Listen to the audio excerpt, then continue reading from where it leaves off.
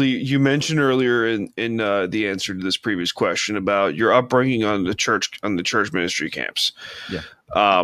And the horses and stuff like that. I have that image in my head now, which is all like horses and pastures and stuff like that over down in Tennessee.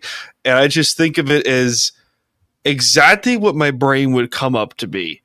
Just like, the cliches galore, just barns everywhere. You got a few like saloons over there. Just thinking about it. Well, it's funny. So we had about 100 horses, and do trail rides for the campers and stuff like that would come in for the week.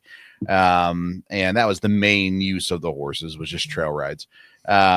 We had and they still do. I'm not there anymore, but they had like a souvenir shop and snacks and all that kind of stuff, and it was in a Western motif. So the whole frontage of it looked like a Western town.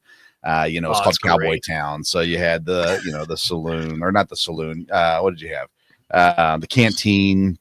And I don't remember what everything was called now, but yeah, so that was pretty cool, and the campers should go in and get ice cream, snacks, whatever, t-shirts, all that kind of good stuff.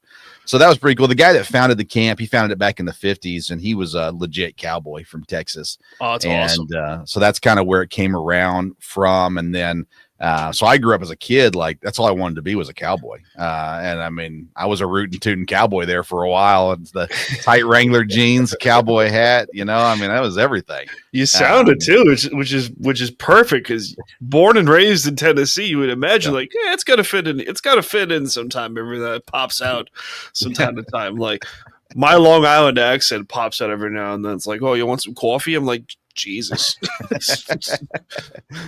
Well, we recently moved to Wisconsin, so I've been saying big instead of bag, just because that's what everybody says up here, and I do it to like mock them basically, but now it's becoming habit where now anytime I say the word bag, it's like I'm saying big instead, and I'm like, I gotta quit doing that. Sounds like Fargo from that movie. Yeah.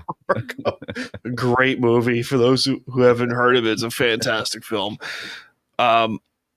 I used to ride horses every now and then, and they say that horse riding and just taking care of like a horse in general is some of the best therapy you could ever have. I mean, I could see that. Owning horses is a drain. I'm sure.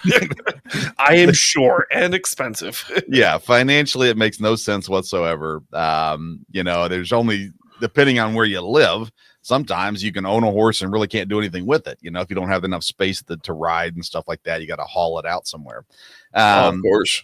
But yeah, I mean, spending time brushing, saddling, just around. I mean, I think nature in general is something that soothes people, and horses are a part of that. And there's something beautiful about you're in a full blown run on a horse. There's no other feeling like it. Like and for to sound as unmasculine as possible, it is magical, man. And you sitting there riding through. Now, trotting, not so much. You're bouncing up and down, but you get in that full blown run, and it is just it's everything dreams are made of, man. It was a lot of fun.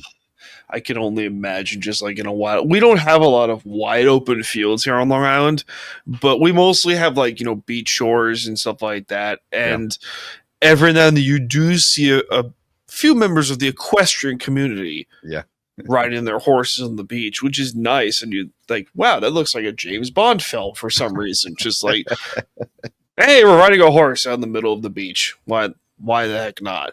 Yeah.